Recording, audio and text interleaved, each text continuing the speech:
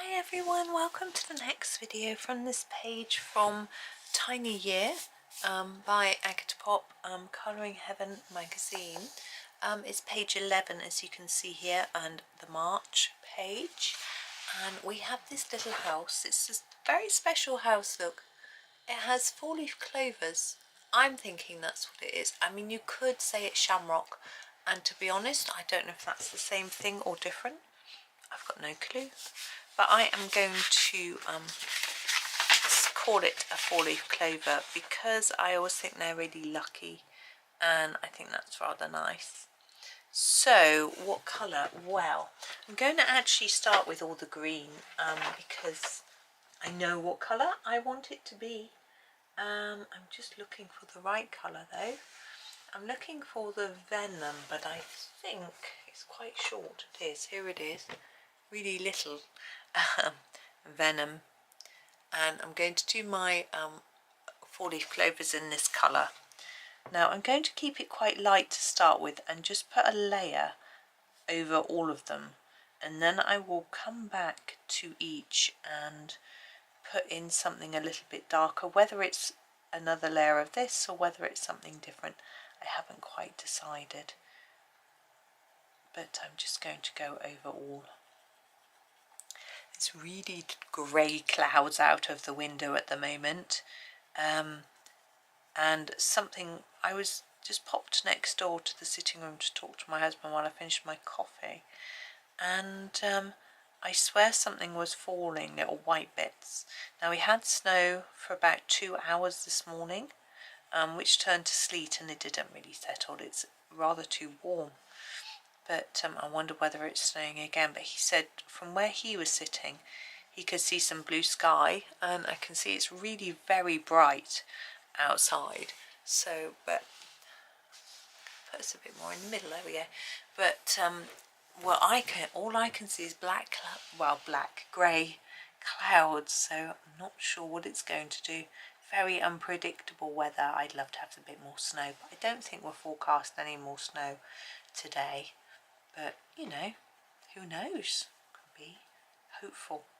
It was interesting because in yesterday's video I was talking about how I was talking to a guy who was repairing a hole in the road. I won't explain about that because if you watched yesterday's you'll know. If you're not, you can go back and watch it if you're interested. But he was saying that he was excited by the snow and he really likes snow and wanted it to snow more. And I was the same this morning. I was getting really excited about it. My son was going, oh, yeah, like you're such a child. I was like, yeah, when it comes to snow, I really am. I don't know what it is. I think there's, you know, the whole excitement of snowmen is different. We don't get it very often. There's a novelty. The snowball fights, not snow days, you know, so you can't go into work or school.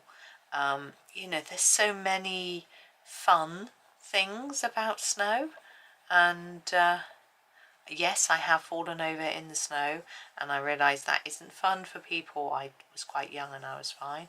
Also sledging and things like that. Now this is the wrong time of year for us to have a thick enough snowfall for any of those exciting, you know, activities. My boys have only been sledging once. We just don't get really thick snow. Well, I'm going to find the colour called Wizard. Is that it there? Yeah. It's a bit darker. I've decided, it's hard to see, sorry. I'm going to mark in some darker areas and then go back over with the venom after. Yeah, when my boys were quite young, maybe 2 or 3, we went away for Christmas, and it snowed, and we all knew it was going to snow, and their grandpa borrowed a sledge from the neighbours, and so the boys did a bit of sledging. It was quite controlled sledging in that we were pulling them along rather than them, they didn't, just putting a little bit here that there wasn't really a hill, really. We went into a field that had a bit of a slope, but the slope ended in a ditch, so it wasn't ideal, but you know, they had a little go, they know what it's like, so that was good. I used to go sledging. I remember going sledging 2 or 3 times as a child. It sounds like loads, but not really, is it? You know, I thought it was loads, but then thinking on it.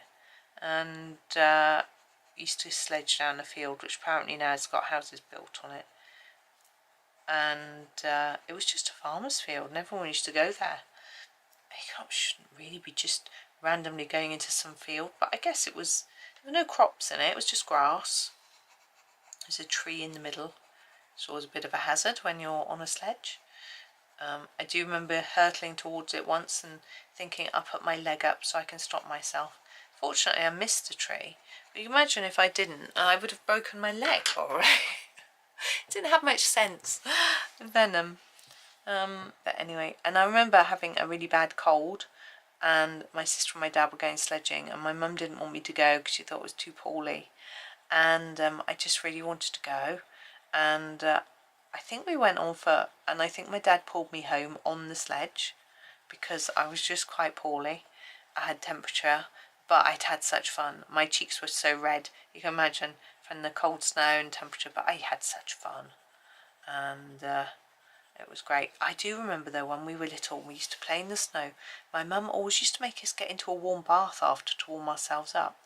And I remember my feet being so cold in the hot bath water, and it always felt so nasty. I never used to do that to my boys. I always thought it was probably better to warm up slowly. I remember getting chilblains actually as a child, and they do say you can get it from warming up too quickly. But this wasn't. It was just on my finger. I remember sort of there, and it felt sort of fizzy when I touched it, and it was in the winter, and I thought I had, but I don't know. I mean, I've never had it since, so it wasn't a biggie. You know, when you're a kid, it's nice to have a bit of a moan. I try not to now. I absolutely do, but you know, I know it's not a good thing to do. Sometimes it's nice to vent or to, you know, talk about your concerns, but being positive is usually the best way, if you can, I always think.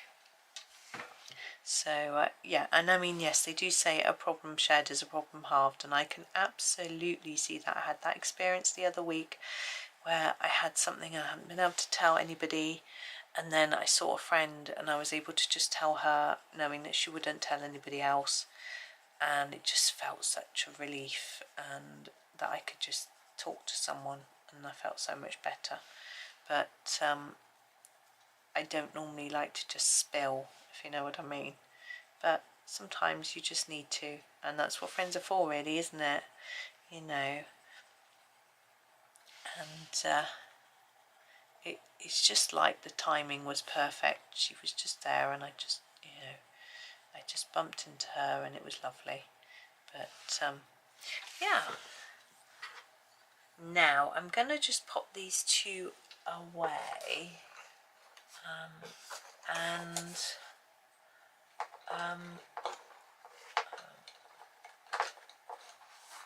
and then I need to choose. I think I want to go for a slightly lighter colour, just to go over the top of it all. So I'm just writing my colour down that I just used, because what part is this? Part 11. I have to write it down because it's too small. What I normally do is stick the pencils out of the elastic a bit so that I can see them when I'm sort of writing what colours I used, but that one was too small. I'm thinking something pale. I'm going to go for the pine. Now, pine doesn't sound pale, but this one is.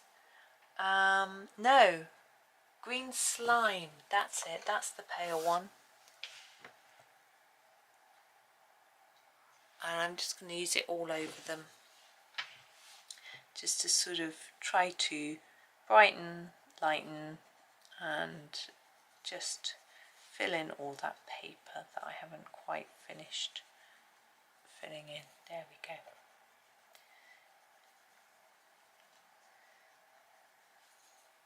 But yes, I did mention this in an earlier video where I've been reading about how happiness is contagious, and I thought, what a wonderful, wonderful thing to know. what power we have to be able to spread that amongst our family, friends, community, everybody. If we can share all of our happy moments, you know, we can just share that. It's amazing. And I'm reading at the moment a book, Bill Bailey's something Guide to Happiness. I can't remember the other word in the title. And he's a comedian, and it is such a good book. It is so uplifting, and it isn't like a self-help happiness book. If you're not into that sort of thing, then you don't need to be. It's just basically a list of things that make him happy and why, and that sort of thing. And there are so many things: dancing, singing, running, walking, being in nature, paddleboarding,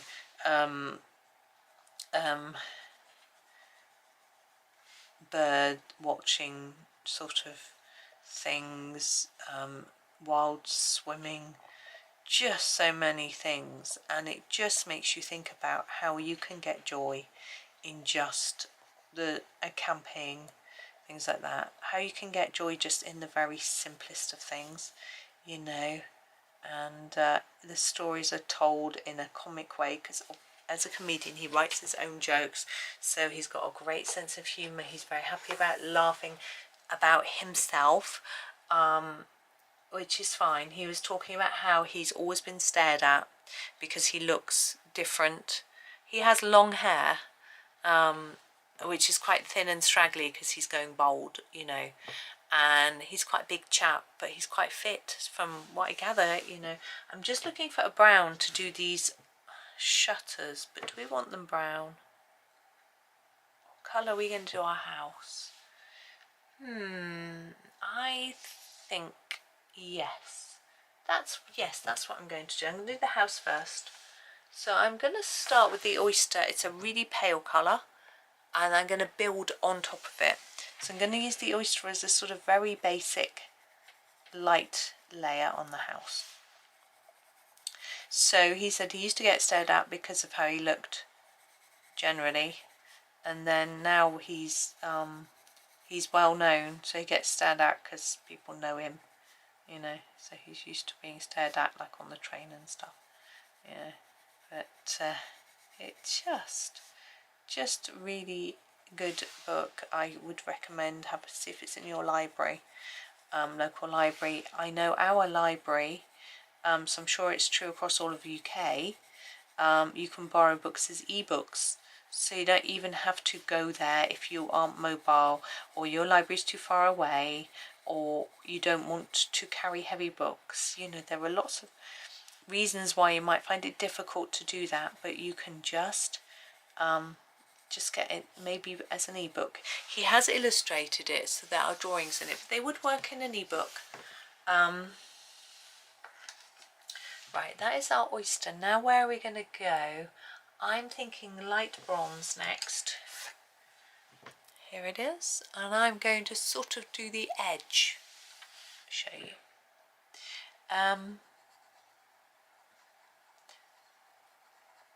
Yes, so he's an artist too, so some of the drawings are his. Some of them aren't so much his, but he also talks of tales of him being abroad and things like that. He used to travel a lot. And also, another thing he said is learning a foreign language and being kind. And he said, I think learning a foreign language is part of that. If you're going to that country and you learn to speak the language of the people of the country you're going to, they seem to just really appreciate the fact that you've made an effort. Because however hard you try, whatever country you go to, it's always going to be really obvious that you're a tourist. I think you can't even hide it. You know, it's not worth trying to hide it. But if you can speak the language, they'll know that you're a tourist, that it isn't necessarily your natural language. You'll probably make enough mistakes for them to immediately, and your accent, for them to immediately know that you're not native. But the fact that you've tried, I think they appreciate. Now, I always used to feel so cringingly embarrassed when I went to a foreign country. I haven't been to many non-English speaking countries. Spain was the one I'm thinking of. And I used to feel that I should be speaking Spanish. When when you're at the till, you should say thank you or good day or have a nice day or whatever you might want to say in Spanish. And I used to just feel really sort of cringingly embarrassed that I was just getting it so wrong, that it was just awful. But I'm thinking, actually, I think I'm being a bit hard on myself, and I think they would really appreciate it. I'm trying to look for the olive brown. There it is. Going to use a little bit of this olive brown on the real edges, right up to the here.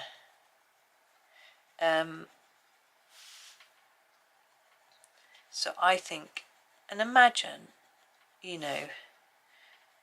if you were working in a tourist area and you had people trying to talk to you in a foreign language and just expecting you to know it, it'd be tough, wouldn't it? If they could at least just try a few words, I think I would really appreciate it. I'm always hugely that's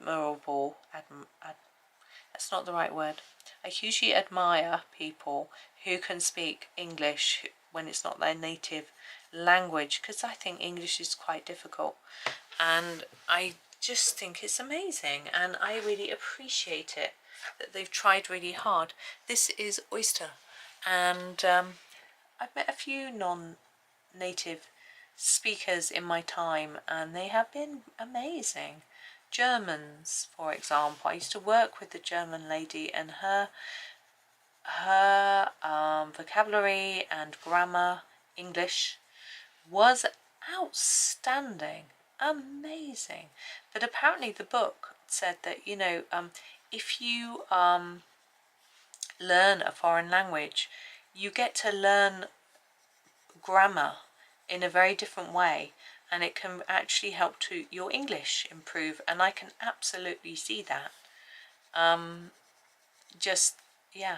But I'm so bad at learning foreign languages. I'm really bad at them. My memory isn't very good. I can never, so I can't, I'm not good at the vocabulary, and it all gets a bit rubbish. But maybe I should try a bit harder. There are really good apps. A lot of people like Duolingo. My boys used to use a good one. Oh, I can't remember what it was called. This is Saddle, which was taught you a little bit each day, so you could just learn a few words. So that was very useful. So but apparently it's really, really good for your brain as well to be learning a new language. It helps to improve your brain size, apparently. I can hear the strangest noise. I've been trying to work out what it is for ages while I'm talking here. I think it sounds like a squeaky toy. I wonder if one of the dogs from the houses over the rack is out playing with a squeaky toy. That's what it sounds like. But anyway, there it is. Sounds like one of those hand puppets, like Sooty, not Sooty Sweep. If you're not British, you might not know Sooty and Sweep. And if you're of a certain age, if you're young, you won't anyway. I think I'm going to do the window frame in, I want a sort of dark brownish. Oh, let's use the Dungeon. That's a good colour. It's a bit of an odd colour, to be honest, but I think it'll work well.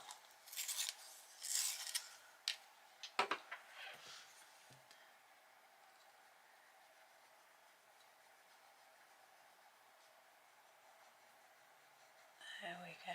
Yeah, I'm reading this book because my my son struggles if he doesn't get very much sleep.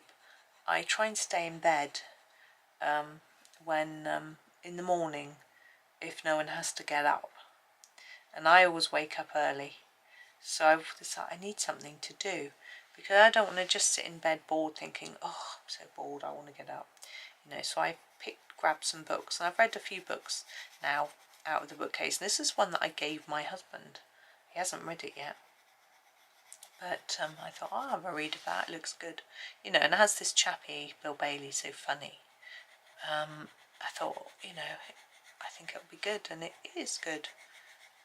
So, but it was written, it was written during lockdowns. It's written quite some time ago, and before he did Strictly, if anyone a Strictly fan like me. There's our roof. I think I'm going to do the tops of the chimney in this colour too.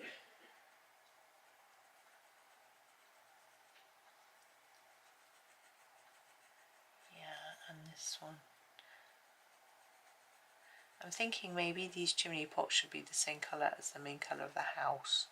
So I'll do that in a bit. These rocks, stones. See, these I kept in the oyster. Maybe I should do that. Let's pop that one away. And grab the oyster. Now I think I'm just going to go over them vaguely, like this. And then try and just make them a bit darker around the edges if I can. I don't know if it will show up very well. It's quite a pale colour, isn't it? There we go. I might try and do the same with these. Again, I don't think it's going to show up very much. And then we obviously need a bit on here. Now oyster is the colour we started with on our house, so we need that as a base. And then we went to the light bronze, didn't we?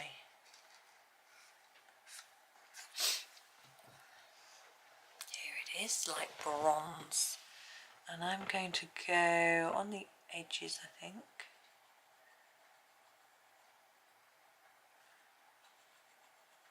Just the same way we did on the main house. But this one I think I'm going to do more at the bottom.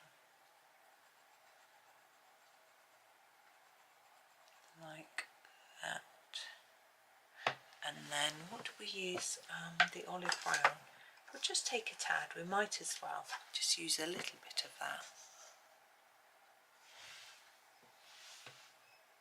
Just on the very base of these, and then just on the very edges. There we go. Now this door, I am thinking of doing it in this olive brown. Is that the colour we use for this though? No, we use the saddle. I think it'll work. I'm going to give it a go.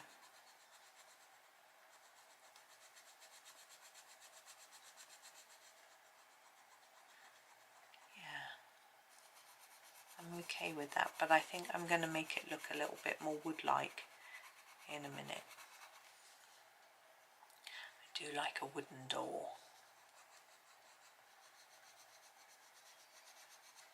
Okay.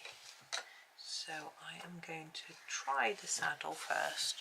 I don't know how dark this is, but we'll give it a go.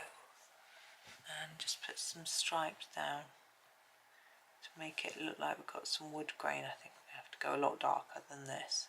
Yeah, that's no good. Probably could use the dungeon actually that we use for the window frame. Why not? Oh, the sun is now coming in. The sky is blue. Typical British weather.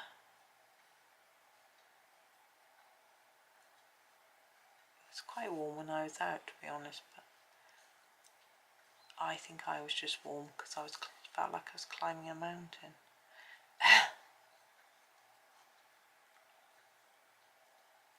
There we go. Now, I'm not sure if I want those pale bricks to be a bit darker, but I'm going to have a think about it while we do. Now, we've got the grass here to do.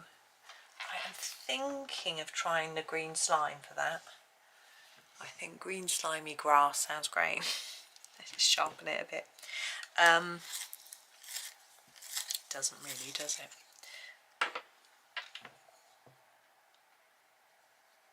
It's just a bit different, and it will match our shamrock / clovers really nicely. Now we have these clouds. Nope, we have two options with clouds. You can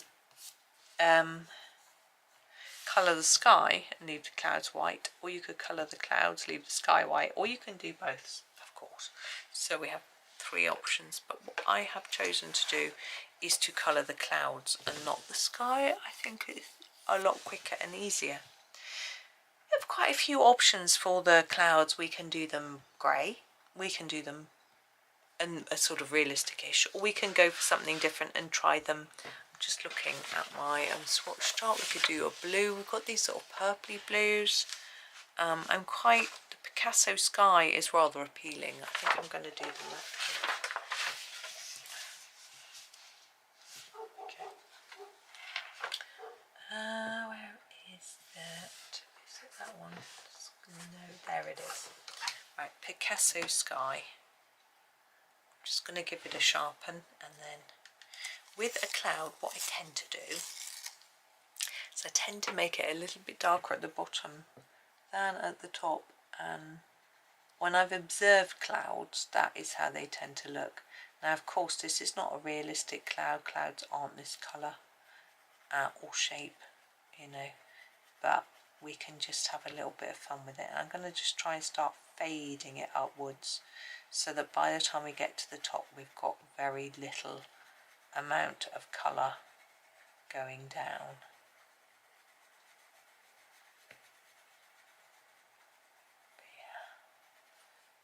So I want the bottom to just look definitely darker than the top. And we can do exactly the same on this one.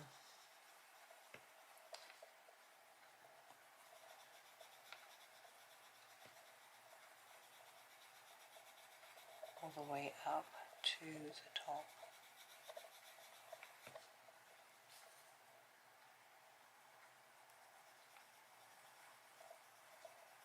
Like that. There we go. Now what we have left is our window. Now we could choose to either make it look like it's reflecting light, or like there's light inside. I think I'd like to show light inside. I think it's a little more homely, and with our sort of yellow house I think it'll work well. I am going to use the nugget here. No, the mustard. Sorry, I'm just trying to use a different colour. And I'm just going to block those panes in. Looking at houses today, walking, some of the ones that were on the really busy A road with just single glazed glass, I was like, it must be so noisy.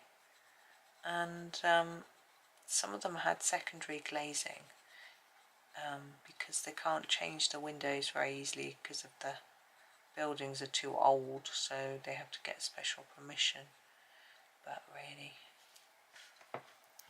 it's quite friendly, doesn't it? It was interesting.